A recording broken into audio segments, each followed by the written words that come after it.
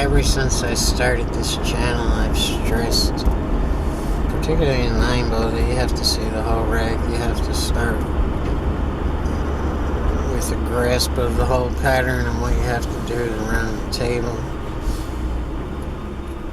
And if you can't do that,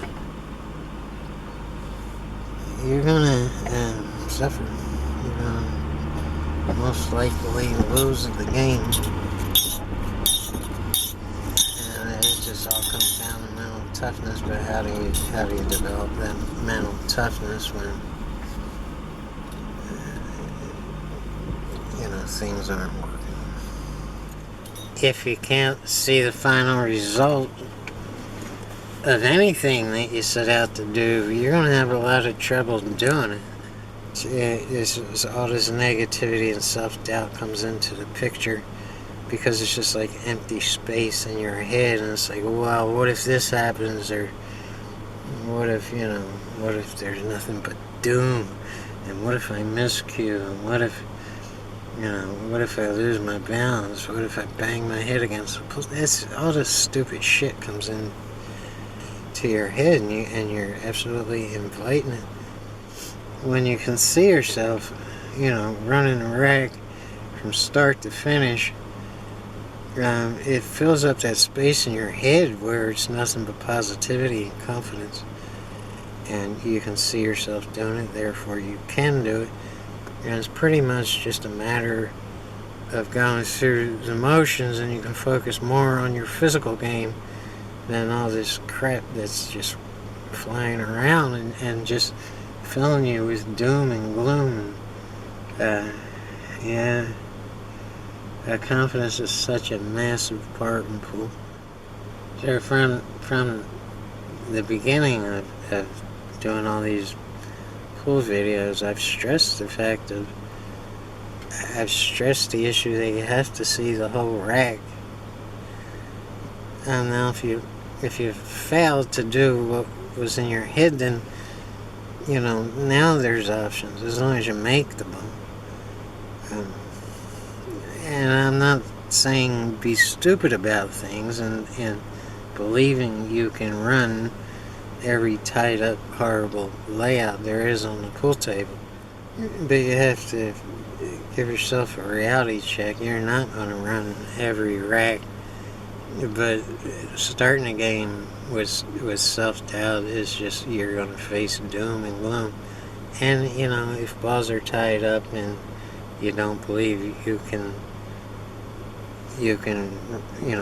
run the rack easily, and now there's room for, okay, I'm gonna run up to a 3 and play a safety and leave the cue ball here, and they can get control back when my opponent fails to hit the ball, or he hits it but he leaves it right in front of the pocket. So now I can replan the rack and start all over again without empty space to be filled with negativity and self-doubt. But on the opportunities where your opponent breaks or you break, and the balls are just wide open, and every ball has a pocket, and you have to see yourself doing it all, and that's easier said for an experienced player. It's been around. But this kind of confidence and this all it takes is a breakthrough. Stop looking at just tiny little pieces of a run out and just see the whole thing, and now all the mental work is done, and it goes back to your physical game and just doing what you already pictured yourself doing. You have to see the final result. If you go to fix your car and I don't know, you need an alternator, and And you can see yourself driving away with no alternator that keeps your battery charged, and everything's back to fine, and you can get to work the next day. If you don't see that final result, chances are you're going to talk yourself out of fixing the car, number one. And number two, when you go to fix your alternator, everything is going to go wrong. There's like an endless amount of ways you can fill your head with self-doubt, negativity, and there's really only one way to fill it with positivity and leave no room for all that other crap. And it's to see yourself doing it and see yourself running the whole rack and seeing the pattern from beginning to end. And this rack we're about to play, your only real problem or iffy point is on the one ball. This one's not frozen to the rail, which makes it a little bit difficult. So the correct thing to do here is to tell yourself, okay, as soon as I get through this one ball, the rest of this rack is gravy, and this game is all mine. If you let yourself slip into, well, I better play safety here and get certain that, you're going to regain control of the game in case you screw up, I think it's the wrong way to go. You have to be realistic, but the shot's positively makeable. I don't think it's a low percentage shot. Of course, all that depends on your level of play and how long you've been playing and how many times you've seen the shot. With the one ball not being a gimme, the question is, should you play safety? And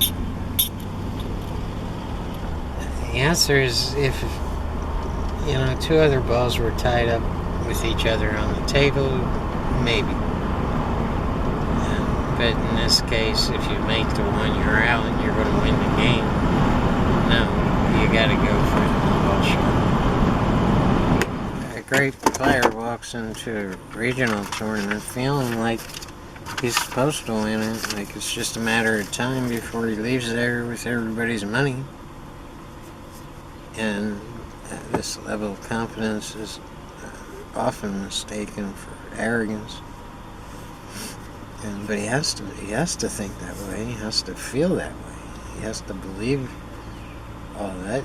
He can't go at it with some kind of mushy, half-assed thought process. So I'm not telling you, if you're a new player, to fill yourself with false confidence. I am saying, don't settle. I think a lot of players learn by thinking three balls ahead, or these tiny little patterns, and that's it. And their evolution and their thought process stops. It's fine to start thinking three balls ahead, but graduate to 4 balls and 5 balls and 6, and eventually the whole rack. Don't settle for 3 balls at a time for the rest of your life, because you're never going to break out of a rut thinking that way. You got to keep pushing it. So if you've been playing for a while and you can't figure out why the evolution in your pool game has stopped, it's time to get to the root of the problem. And it's time to stop settling for little pieces of something when you can have it all.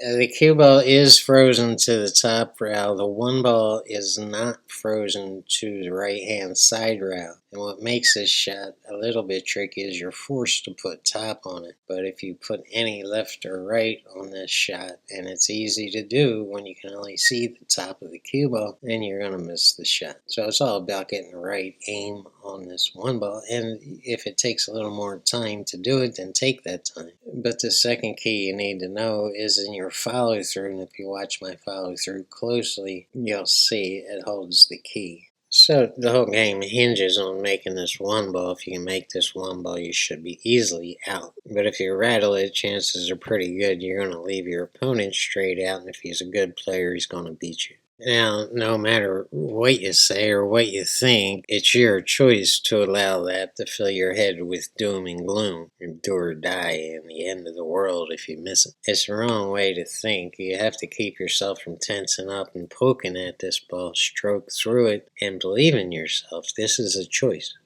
So this is what you should be seeing before you ever shoot that one ball. And no, it doesn't have to be exactly like mine. We all have different strengths and different weaknesses and different styles and different things we like to do or rather not do. That's really not important. The important thing is that you can see yourself doing it before you start to do it.